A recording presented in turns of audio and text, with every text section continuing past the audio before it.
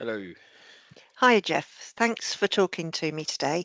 Um, and thanks for sharing your story. How are you feeling about talking today?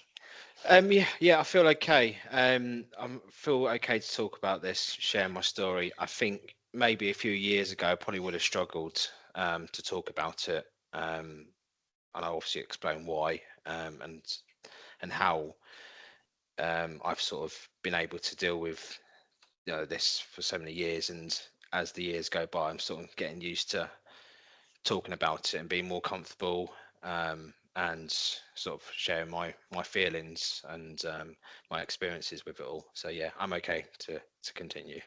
That's great. Thank you. Do you want to start by telling me a little bit about your brother Nathan and what he meant to you? Yeah. So Nathan was a younger sibling of mine. He was a twin. He left behind his brother Daniel. Although Daniel and Nathan weren't identical, you wouldn't think they're twins when you looked at them. Actually, a lot of people mistaken me and Nathan for twins, because growing up, being a couple of years older than him, we went through the same sort of like stages of, like, wearing the same clothes, had the same hairstyle. I started growing a beard, he started growing a beard. It was like, it's just like he was that mini me of me, basically, and everyone thought we were twins, but we weren't. And yeah, and because of that, Nathan was like, it's very close to me, being sort of like very similar to me. And it was nice that we share the same interests, and the Mm. same personalities, and it was like, it was, we became more than just brothers, like, always very close friends, best friends, really. So yeah, that he meant a lot to me for that reason. And what are some of your favourite memories that you have of growing up with Nathan? There's so many from obviously kids until we're adults. um Growing up as kids, we there's one memory where we went to Norfolk, and it was went with my dad, my granddad, and Daniel.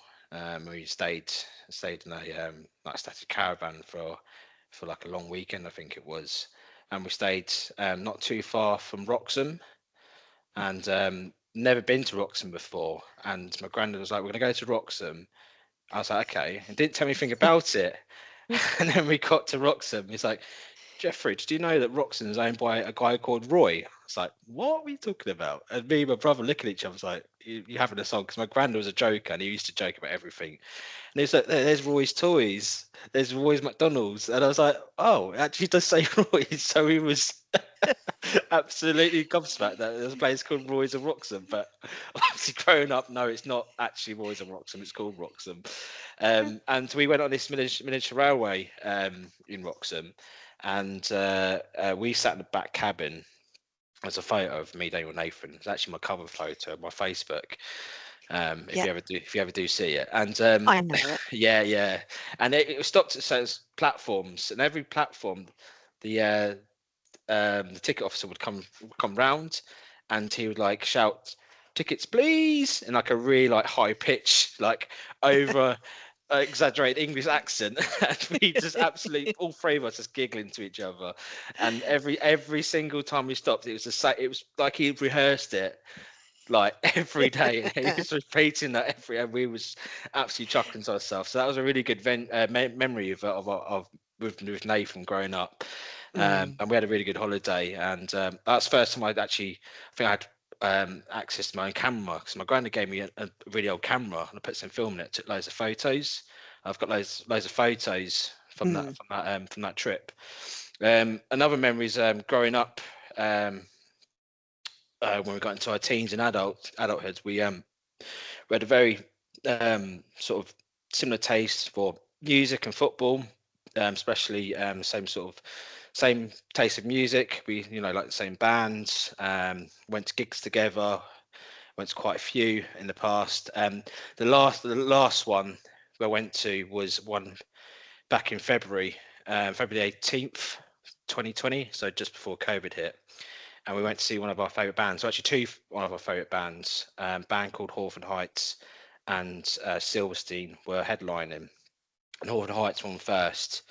And the lead singer was, after his set, it was like, "I'm going to be out back selling merch and t-shirts if you guys want to come and chat for anything. So me and Nathan were like, yeah, let's go and see him. So we don't, because we couldn't know if it was going to be busy, if loads of people were going to go see him. So halfway through Silverstein's set, he went first, went to see him, got a photo, and came back. He was like, "Oh, he's by himself. Go and get a photo with him." So I was like, "Okay, I've done that." So I went to see him as well, got a photo, and we both got photos of the lead singer of Hawthorne Heights. It's a shame we couldn't have done it together because that would have been really nice. If we knew Mm. it was like, it was on his own, that would have been great. So, and that was one of the best memories with Nathan, like actually getting to meet someone we followed for a very long time to meet and greet Mm.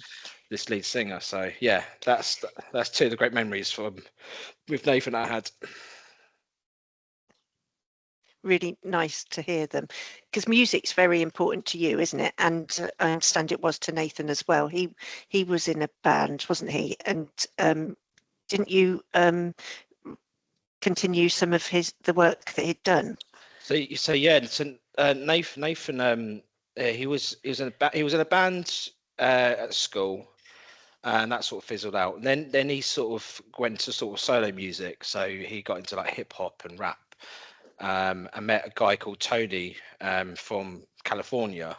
I don't know how they actually met. I think it was obviously maybe through forums or online or something like that. And throughout the years, them two sort of produced music together. So Nathan would produce music for him. Tony would add the lyrics. They'll combine a song, vice versa. Nathan would create some lyrics, and Tony would put some music together. And so they create loads of songs. And I didn't really know too much about it because Nathan didn't really say much about it at the time until later on. After Nathan's passing, Tony came up to me and said, or messaged me, should I say, out of the blue, and said, "Look, I've got loads of Nathan's music. Would you like me to reproduce it and release it again?" I was like, "Absolutely fine."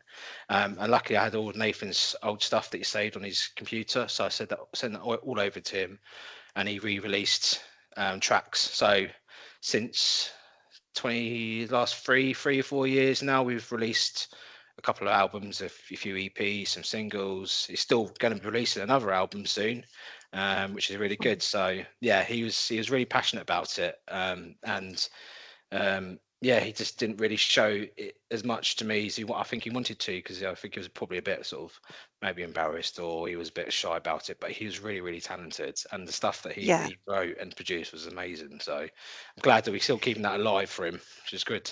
yeah, absolutely. And it'd be lovely to find out new things about people and positive things, because you know that he was happy when he was recording that music, and Mm, you can listen to it and it's a nice positive memory for you. And I yeah, think that's really important, isn't it? to yeah, to be able to um, think back and have all nice thoughts without the trauma always coming in to your thoughts when you think about someone. But that's not easily done. mm, So mm. that's what I wanted to talk to you about, is the impact of the loss. So um, how has it changed your life or your perspective on life? Um, it's made me think differently about my life as a whole, how I deal with situations nowadays. I probably would have handled them differently in the past, and not thought Mm, of how that affected my reaction and myself and other people. It's made me be very careful and cautious of what I do, um, and makes me think differently about suicide. Because I was very sort of taboo about it in the past. I didn't really. I think for anyone that hasn't been through it would probably still be the same as me. Would be very hard to understand why and why it's happened. So mm, that's made me think differently um, about when I hear like um, people that completed life by suicide.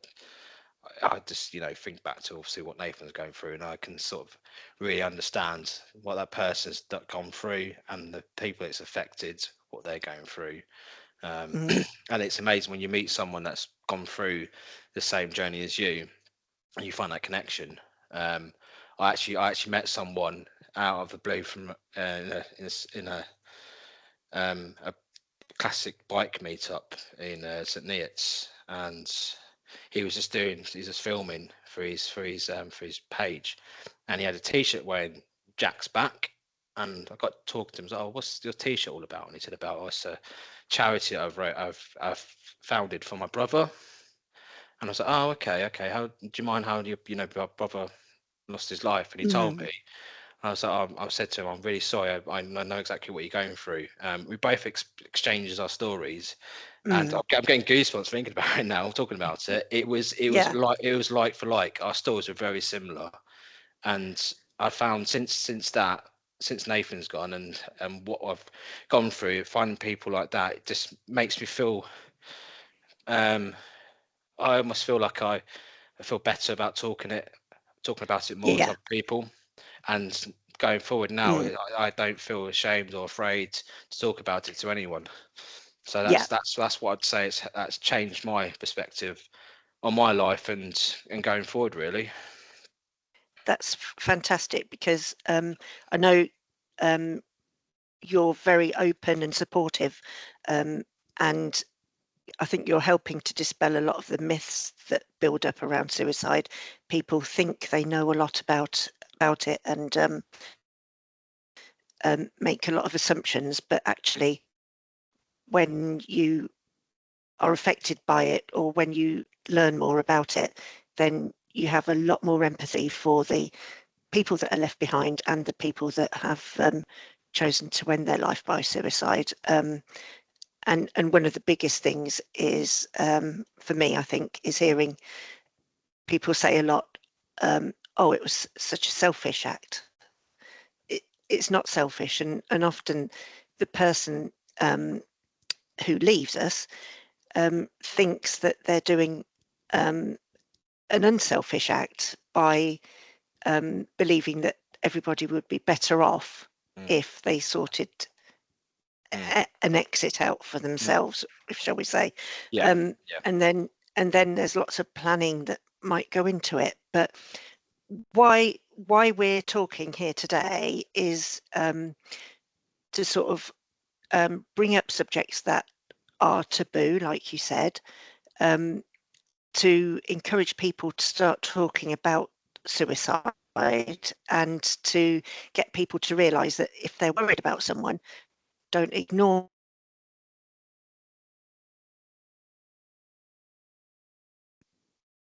it's not necessarily something that would change any of the situations that we have been involved in or affected by, but it might help someone else down the line. And I definitely. think that's I'm really impressed by how many times you tell me you've spoken to someone else about suicide and the open conversations you've had. And I think that's really important, especially for men and young men.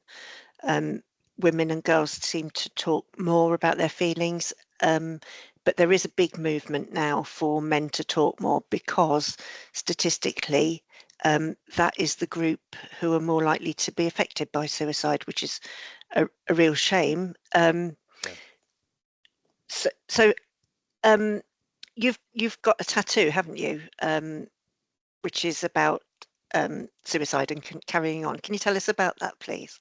Yeah, so the semicolon tattoo, I came across it with a friend of mine posted it on their Instagram story, and I was like, "Oh, what is that?" And she had one, and a friend had one, so I just typed to Google, I was like semicolon tattoo meaning, and found the meaning, and it was based around obviously a girl that took her own life, and that person, I think it was a sister, um, used the semicolon as like I guess like a symbol to start a conversation starter. Mm, And it's sort of over the years, it's kind of developed into this sort of gone viral, I guess, in that sense. And you see quite a lot of people that have that now. When you see it, and people ask the question, it's like, what's that mean? Because it's a very strange tattoo to have, a semicolon yeah, that's visible, and it obviously can mean anything, but obviously there is a meaning to that now.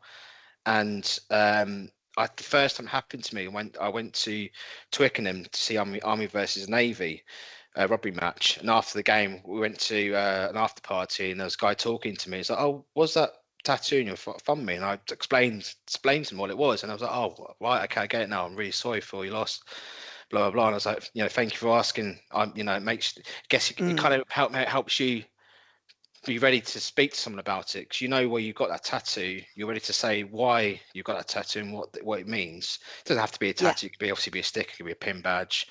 And now people recognise it, and there's one person stopped me by and said, saw my tattoo, said, I hope you're okay, hope what you've gone through, you're dealing with it. And I said, yeah, I am, thank you very much. So it is starting to get noticeable quite a lot. And recently my friend Lauren, she well, I say recently, probably about 3 or 4 years ago, she's her new partner, Jack, we met up for the first time for dinner, and he had one of these forearm. He looked at mine, I looked at his, and we both sort of nodded in agreement. mm, I've not spoken to him about it yet. I think he's, at some point when we are together again, I probably will ask the question if he's comfortable about talking about it. But it's yeah, just knowing that he's got that for a reason, and you know what that reason is, yeah, and that's what I yeah, like about it. yeah. No, it's. I think it's a really positive movement, and it gives you it makes you talk about things, I guess, and opening up that conversation is the biggest step and the most important one. And I think it's important to say as well, there's never a wrong question. And one of the other myths is that if you say to someone, "Are you feeling suicidal?" and they're not quite in that situation, you'll make them go further. That's not the case. If someone is feeling suicidal, you asking them about it could make a big difference in a positive way. You're not going to make anything worse. And so there are no wrong questions. Mm, Just the fact that you're asking is yeah. really important to remember. So let's talk about coping and support. So what helped you cope initially? Were there any organisations or people that were very important to you? Yeah.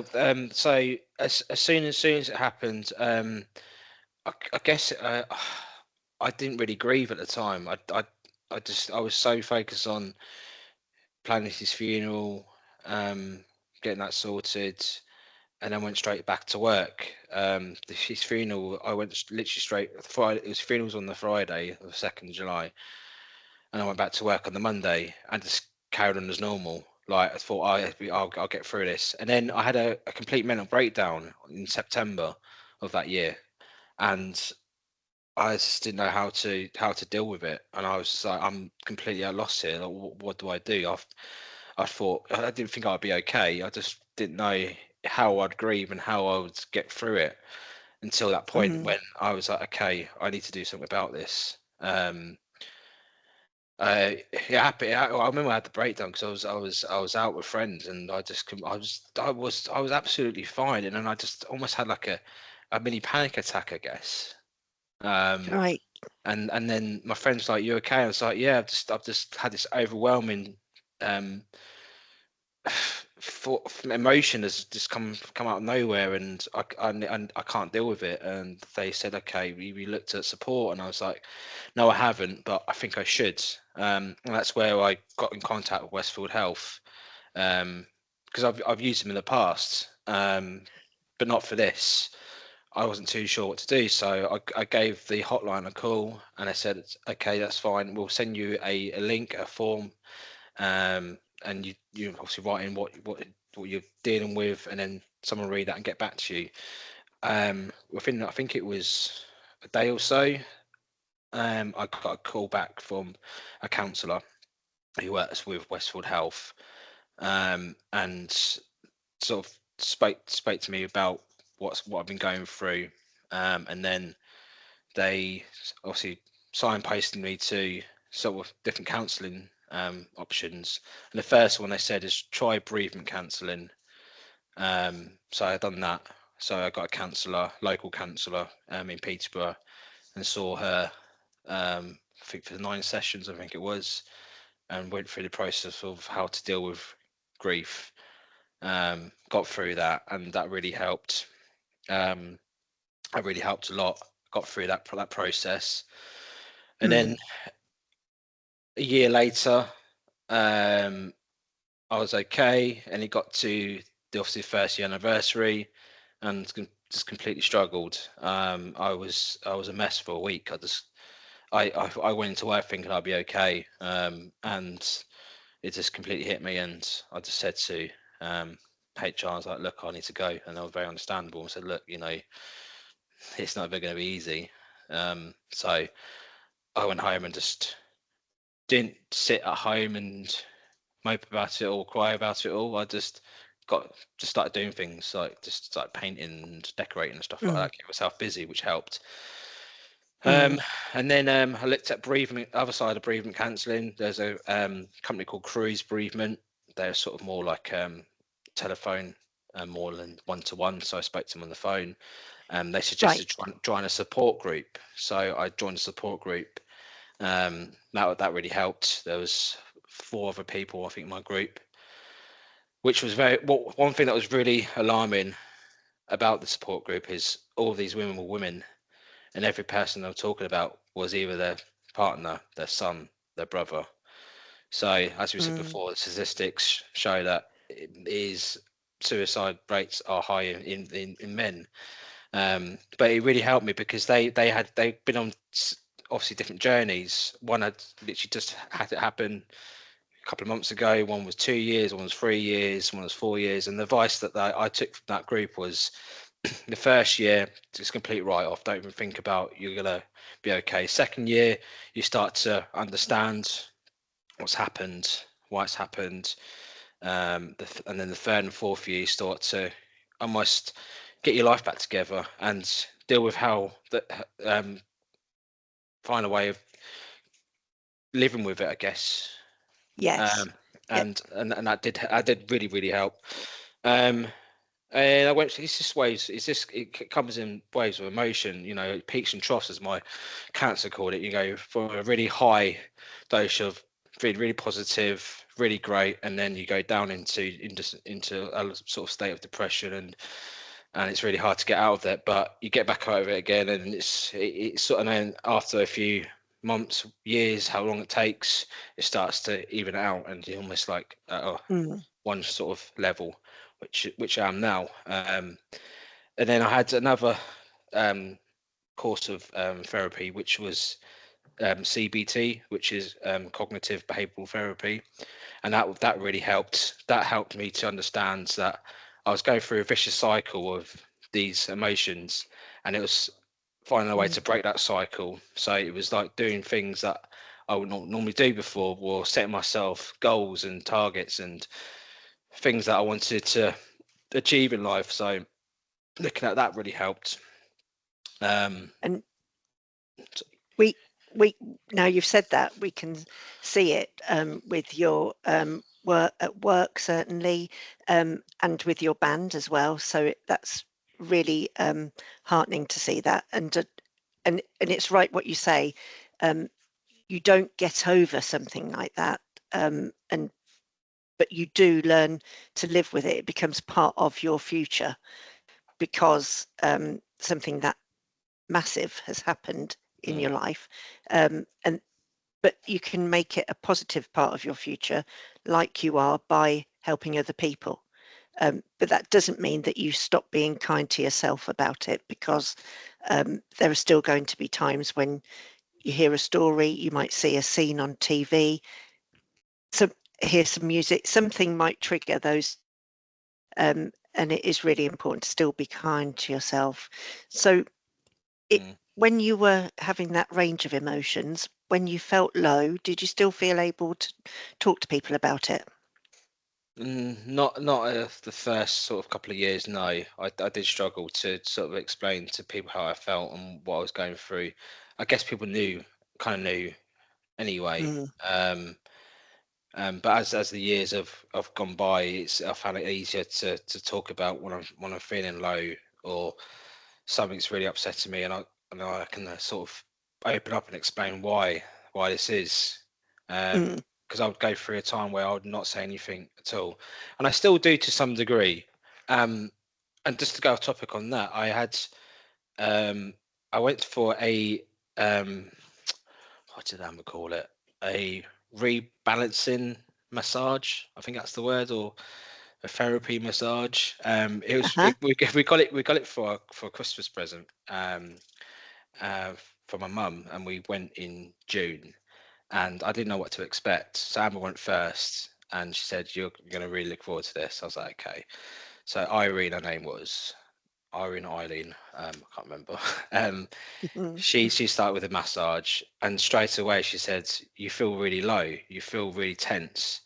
I was like, "Yeah, I do. I've had a really hard week." It was just close to Nathan's past Mm. anniversary, and obviously explained why. And she's after that she's like, you feel really sort of closed, like you don't seem to open up as much. I was like, yeah, you're right. And since then I've actually tried to start opening up a lot more now, because there be a moment if I've had a week or a day or two not myself, and I've able to explain to either Amber or someone, this is why I've been like this, before I would Mm. sort of not say anything. So I'm getting there with it, which is good. That's amazing. And also, we should mention Amber because you have been together for a long time, and she's been an amazing support to you, I know. So um, uh, I'm sure probably more than anything else, having that support there has made all the difference to you. So Mm, um, that's fantastic. So um, we've talked about how you keep Nathan's memory alive, especially through positive things like the music, but there's also the football match, which is happening every year, and mm, that's so good to see, and you're getting that message across to exactly the right sort of demographic, if you like, but mm, also it's people coming together who knew Nathan, some didn't. They've got to know him now because people are talking about him, and also you're raising awareness, which is fantastic. And I watch you do it, and you work so hard for it. And especially that first time, the football match, how dedicated you were to it. Um, mm. even making sure you got there when you'd Yeah, yeah, been I ill know. and Yeah, of came course. straight Yeah, there. yeah. Um, so you set a fantastic example for all of us, really. And I just wondered if you had one message to share with other people who might be struggling, or someone who's supporting someone who is struggling, what would you say to them? I would say to that person that there is always a solution to deal with whatever you're dealing with. Don't feel like you can't. Um, there's no way out kind of scenario. There is always a solution, no matter what the person's dealing with. Um, Even if they have the same, they've been through the same situation as me. I've obviously touched this before. That Mm, person is not selfish at all. no. They've done this, they've planned this because they feel that there was no way out to their solution, and they can't find a way to just deal with what they've gone through. Um, so I'd say to them for that sense to look at it in that way, to not feel like that person's left you because they wanted to. Mm, They There was no other way for them. And I think anyone that's dealing with depression, or struggling with anything, I know it's easier said than done, but I think also having the right people around you really helps. If you've got someone to lean on, someone to bounce off, it will help. yeah. And I think we're growing as we learn about more about mental health, not just as mental health first aiders, but anyone that learns about it or wants to understand it, they start to pick up, okay, scenarios or situations that they can help other people. And I think the message is getting out there, and people are shedding their awareness to to a broader horizon, and I think that is helping. I've noticed a lot of people that have struggled with anything, have come up to me and asked me for support, and then they've got that information and pass on to someone else. And that's great to see that, even though I'm not a counsellor or I'm not qualified in Yeah. any way, I'm Yeah. just explaining my personal battles, what I've been through. This is what I've gone through. I pass it on to them. They've come back to me and said, that's really helpful, thank you so much. I'll pass on to this person. So it is the Yeah. old saying, word of the mouth, isn't it? Word of mouth. Yeah. You've passed on that knowledge and information to other people. So Yeah. It's yeah, amazing. yeah. And I think that's what you got to take from this is, yeah, it is really, really hard no matter what you're going through, but there's always someone there. There will always be someone there to help you. Thank you, Jeff. Is there anything else you think that we haven't spoken about that you want to, or are you happy to just tell us a little bit about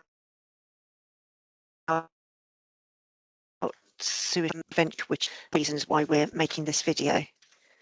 Sorry, I lost you on that last bit. Can you say that again, please? Oh, sorry. I Yeah. was going to. I was saying, is there anything else you wanted to talk about, or do you want to go straight into telling people about Suicide Prevention Week, which is one of the reasons why we're making this video now? Yeah, of course. We'll go. There's nothing else I would like to talk about. I think we've got everything covered.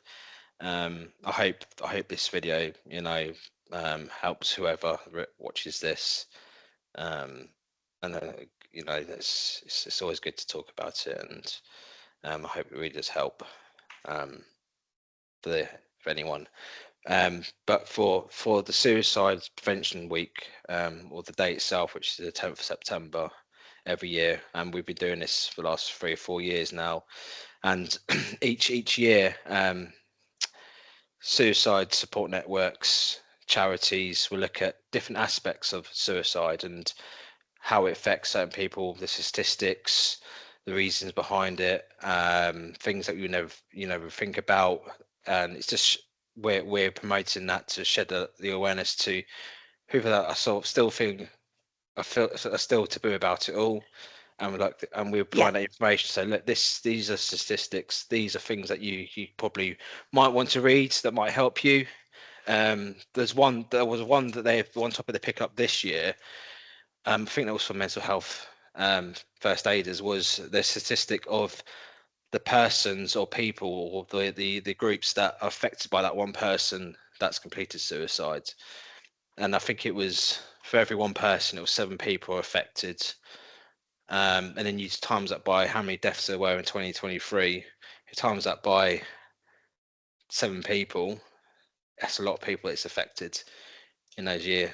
And yeah, it's crazy to think it's that person obviously is obviously, they obviously know that who they're going to affect, but it's hard for the family, friends, colleagues. It's a knock-on effect, and that's I think that's a good point to say, look, this is who it affects, and this is how many people it affects, as to share that awareness out there. So this is why we do it, and it's good that we keep doing this every year, picking finding different topics about suicide, showing awareness.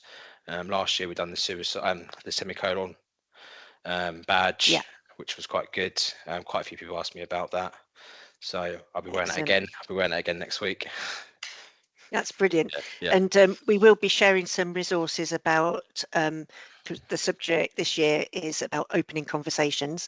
Mhm. So we've got a link for some free video training for anybody to take part in, and that's just about how to start a conversation. It's the scariest thing in the world, but if you see someone in distress, just don't walk past them, just go and talk to them, ask them if they've got time for a coffee, just break their train of thought at that time, and watch the videos, or call some of the helplines that we've got. And there is help out there, and there's lots of help. So it's just about finding the right help for you so that you click with it, isn't it? Yeah, definitely. Yeah, that's good. Thank you so much, No, Jeff. I no. really appreciate your openness and honesty about a topic that is so important. And thank you for sharing your thoughts about Nathan. It's really nice to hear. Every time I talk to you, I hear new things about him, and it's like we're all getting to know him all over again. So thank you and take care. Yeah, thank you, Wendy. I really appreciate the time you've taken out to have this chat. Like I said, I'm always happy to talk to anyone about it. And like today, James was just talking about Nathan.